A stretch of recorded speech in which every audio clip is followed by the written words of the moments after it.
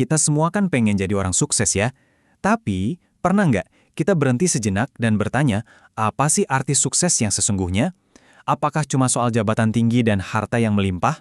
Nah, kali ini yuk kita coba definisikan ulang apa itu sukses dari kacamata yang mungkin jarang kita lihat.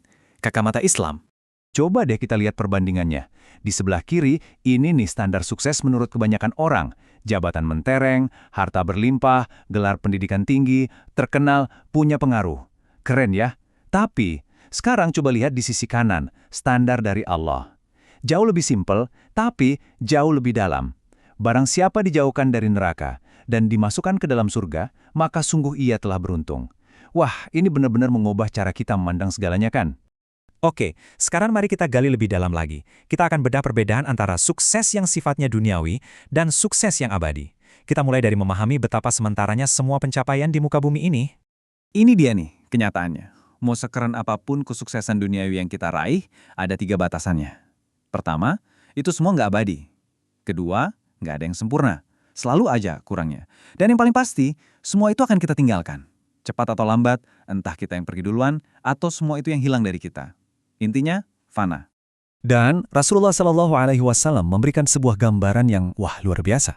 Beliau bersabda bahwa saat kita wafat nanti, ada 3 hal yang bakal mengantar kita ke pemakaman. Pertama, keluarga kita.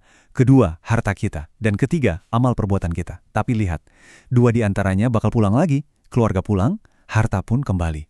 Cuma 1 yang setia menemani kita di dalam kubur, yaitu amal kita. Jadi, jelas banget kan di mana seharusnya fokus utama kita. Oke, kalau amal adalah satu-satunya hal yang akan kita bawa mati, pertanyaannya sekarang, gimana caranya membangun amal yang solid ini? Untungnya, Al-Quran itu nggak membiarkan kita meraba-raba dalam gelap. Allah kasih kita peta jalannya, blueprintnya. Dan kita akan temukan cetak biru untuk kemenangan sejati ini di dalam surah Al-Mu'minun. Nah, surah ini dibuka dengan 1 kata kunci yang dahsyat banget. Aflaha, diterjemahkan sebagai sungguh beruntung. Tapi ini bukan sekedar sukses biasa loh, maknanya itu mencakup berhasil, beruntung, dan meraih kemenangan yang paling hakiki, yang paling ultimate. Inilah tujuan akhir yang sejati. Dan yang paling keren, Al-Quran itu nggak cuma ngasih konsep. Setelah menyebut kata aflaha, Allah langsung kasih tahu kita, siapa sih orang-orang yang beruntung itu? Ada 7 karakteristik, 7 langkah praktis untuk meraih falah atau kesuksesan sejati itu. Yuk kita lihat bareng-bareng. Ini dia nih resepnya. Langkah pertama, orang yang khusyuk dalam sholatnya. Kedua, mereka yang berpaling dari perbuatan dan perkataan yang sia-sia. Ketiga, orang yang aktif menunaikan zakat. Keempat, mereka yang menjaga kemaluannya, menjaga kehormatannya. Kelima, orang-orang yang memelihara amanah dan tanggung jawabnya. Keenam, yang menepati janjinya. Dan yang ketujuh, lihat, kembali lagi ke orang-orang yang memelihara sholatnya. Tunggu, coba perhatikan polanya deh. Sadar nggak, daftar ini dibuka dengan sholat dan ditutup juga dengan sholat. Ini bukan kebetulan teman-teman, ini adalah pesan yang sangat-sangat kuat bahwa sholat itu intinya, porosnya, fondasi dari semua kesuksesan ini. Nah, pertanyaannya, kalau kita berhasil menjalankan 7 langkah ini, apa hadiahnya? Apa ganjaran abadinya?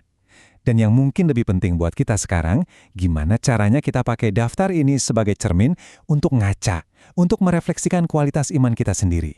Dan inilah dia hadiahnya. Ganjaran utamanya, Allah bilang, mereka itulah orang-orang yang akan mewarisi. Mewarisi apa? Yakni yang akan mewarisi surga Firdaus.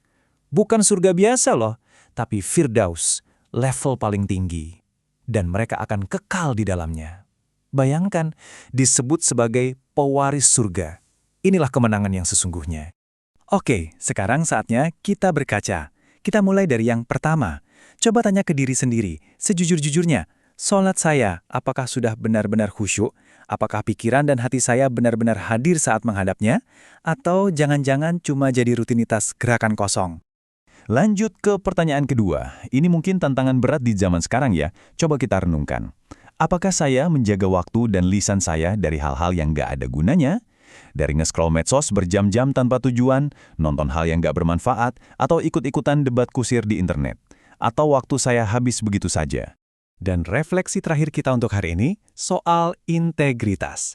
Coba tanyakan, apakah saya ini orang yang amanah? Apakah saya menepati janji-janji saya? Baik itu janji ke atasan di kantor, janji ke teman, janji ke keluarga, dan yang terpenting, janji kita kepada Allah. Apakah kata-kata saya bisa dipegang? Setelah semua perenungan ini, mari kita tutup sama-sama dengan sebuah doa yang tulus. Ya Allah, jadikanlah kami bagian dari golongan orang-orang yang Engkau sebut beruntung.